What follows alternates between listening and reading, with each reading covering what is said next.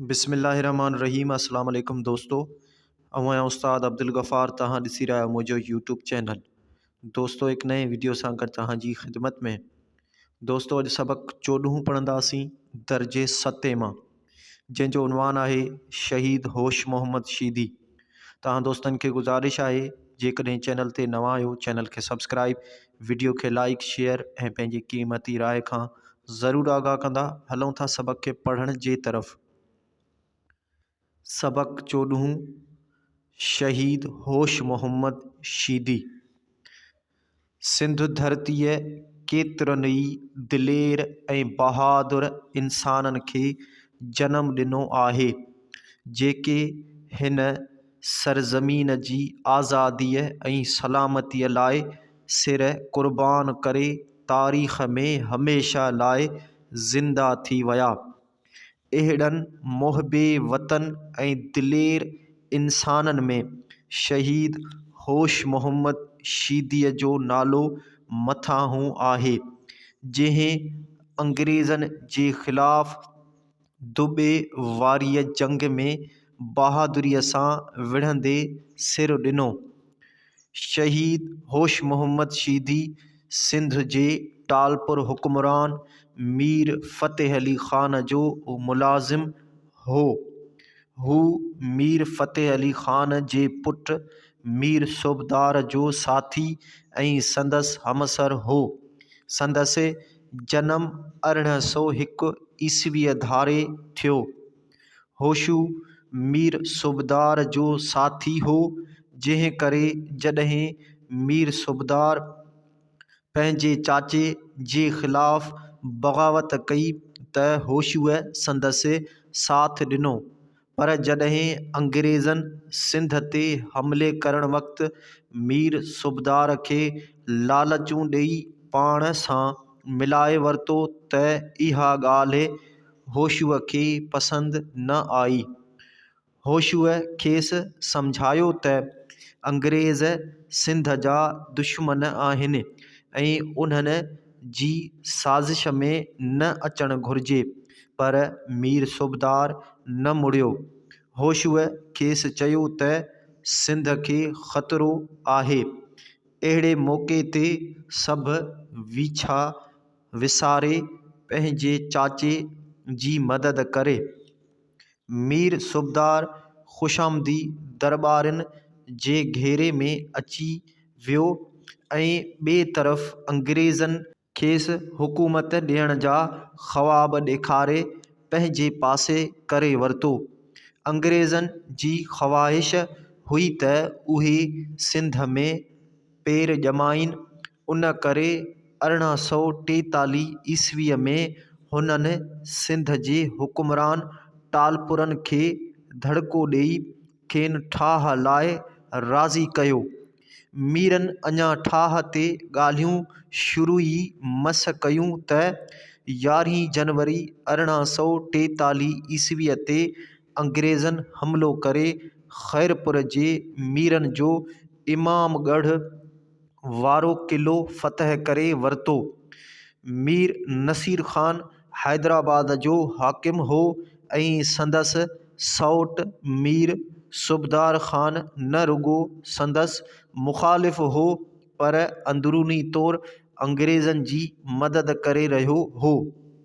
17 February 1843 ईस्वीअ ते मियाणीअ जी जंग लॻण वक़्तु मीर सूबेदार ख़ान हैदराबाद जे क़िले में रहियल हो।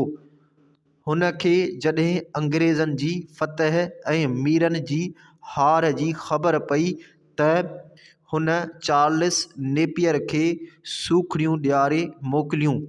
चार्ल्स नेपियर मीर सूबेदार ख़ान खे न्यापो मोकिलियो त हैदराबाद जे मीरनि खे पेश पवण लाइ राज़ी करे त साणसि मर्तबे मुताबिक़ सुलूक कयो वेंदो। होशू मीर सूबेदार जी अहिड़ियुनि हरकतुनि जे ख़िलाफ़ हो। हुन खेसि चयो त मीर साहब पंहिंजनि खे माराए सरदारी बचाइण देस सां दुश्मनी आहे। अवाम जो साथ ॾे ऐं सूरमनि वांगुरु विढ़। उन ते मीर सूबेदार मथसि कावड़ ॾेखारी ऐं खेसि चयाईंसि त मुंहिंजी अखियुनि खां टरी वञ। अंग्रेज़ हिकु हिकु मीर हाकिम खे गिरफ़्तार करे संदनि मिल्कियतनि ते कब्ज़ो करे वरितो। मियाणीअ वारी जंग खां 4 ॾींहं पोइ 21 फेबरवरी 1843 ईस्वीअ ते अंग्रेज़नि जी फ़ौज हैदराबाद जे क़िले में दाख़िल थी मीरनि जे ख़ज़ाने ते कब्ज़ो करे वरितो ऐं ॿिए ॾींहुं मीर महमूद ख़ान ऐं मीर सूबेदार ख़ान खे पिणु ज़बरदस्तीअ क़िले मां कढी क़ैदी बनायो वियो। इहे हालतूं ॾिसी होशूअ जी दिलि में अंग्रेज़नि लाइ नफ़रत वधंदी वई। हुन तलवार हथ में खणी कुझु सौ बहादुर ऐं वफ़ादार सिपाही गॾु करे मीरपुर ख़ास जे मीर शेर मोहम्मद टालपुर ॾांहुं रवानो थियो। मीर शेर मोहम्मद खे होशूअ ऐं संदसि बहादुर साथियुनि जी मदद मिली त हुन जी हिमत वधी वई ऐं 10 मार्च 1843 ईस्वीअ ते फ़ौज वठी अंग्रेज़नि सां मुक़ाबले लाइ हैदराबाद ॾांहुं रवानो थियो। 23 मार्च 1843 ईस्वीअ ते मीर शेर मोहम्मद टालपुर जी अॻुवाणीअ में दुबे जे मैदान ते सिंध जे जोधनि देश जी आज़ादी क़ाइमु रखण लाइ अंग्रेज़नि जी हथियारबंद फ़ौज सां दूबदू आख़िरी जंग कई। दुश्मन वटि जदीद हथियार हुआ ऐं सिंधी बहादुरनि वटि वतन जे बचाइण वारो जज़्बो ऐं मुख़्तसिर हथियार हुआ। होशू शीदी जंगी फ़न जो माहिर हो। हुन चार्ल्स नेपियर जी फ़ौज खे पोइते धिके छॾियो ऐं पंहिंजनि बहादुर साथियुनि सां गॾिजी ज़बरदस्त वेढ़ कई। होशूअ मीर शेर मोहम्मद खे जंगी हिकमत अमलीअ मूजिबि सलाह ॾिनी त सिंध जी फ़ौज खे पोइते हटाए हिकु ॾींहुं आराम कराइजे ऐं नएं सिर मोर्चाबंदी करे वधीक सघ सां विढ़िजे, पर खेनि उहो मौक़ो न मिलियो ऐं सिंधी जोधा विढ़ंदा रहिया। मीर शेर मोहम्मद ख़ान टालपुर कुझु फ़ौजी जथा जंगी हिकमत अमलीअ हेठि वठी मैदान मां निकिरी वियो। होशू शीदी दुबे वारीअ जंग में 100 साथियुनि सां आख़िरी पसाहनि ताईं विढ़ंदो रहियो ऐं तारीख़ी नारो हयांई त मरवेसूं मरवेसूं पर सिंध न ॾेसूं। होशूअ जी बहादुरीअ ऐं सूरियाईअ खे अंग्रेज़ फ़ातिहनि पिणु साराहियो आहे। सर चार्ल्स नेपियर पंहिंजे किताब सिंध जी फ़तह में लिखियो आहे त जंग में अंग्रेज़नि जी शिकस्त वेझी हुई ऐं अंग्रेज़ फ़ौज मैदान छॾे भॼण वारी हुई त ओचितो कंहिं मीर शेर मोहम्मद सां दगा करे नारेजन जे ॻोठ में मीरनि जी बारूद ख़ाने खे बाहि ॾेई छॾी।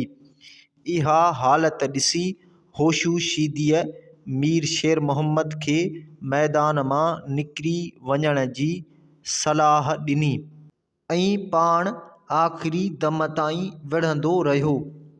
होशू शीदी निहायत मुनज़्ज़म नमूने सां जंग कई ऐं विढ़ंदे विढ़ंदे शहीद थियो। हिकु अंग्रेज़ जनरल जॉन जेकब होशूअ जी बहादुरी अखियुनि सां ॾिठी हुई। उन लिखियो आहे त आऊं 17 जंगियुनि में विढ़ियो आहियां, पर मूं होशूअ जहिड़ो बेडपो ऐं अरॾो जर्नैल न ॾिठो आहे।